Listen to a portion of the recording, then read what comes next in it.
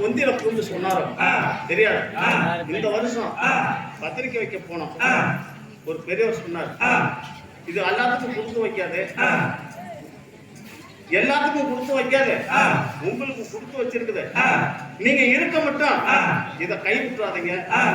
எவ்வளவு துன்பம் வந்தாலும் சரி, இன்னல் வந்தாலும் சரி, இந்த காரியத்தை நீங்க இருக்க மட்டும் இந்த அன்னதானத்தை கைவிடாம செஞ்சீங்கன்னா காசிக்கு போயிட்டு வந்து என்ன புண்ணியம் கிடைக்குமோ அந்த புண்ணியம் இந்த நாடக செட்டுக்கும் இந்த ஊருக்கும் இந்த அன்னதானத்துக்கு நன்கொடை கொடுக்கிறவங்களுக்கும் வேண்டிக்கிறவங்களுக்கும் கிடைக்கும்னு சொல்லி அந்த பெரியவர் சொன்னார்.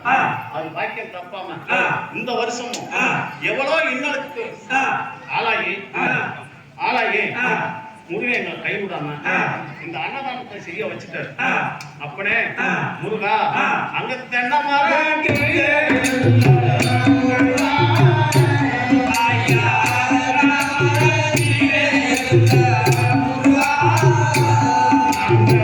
செவந்திய பூமா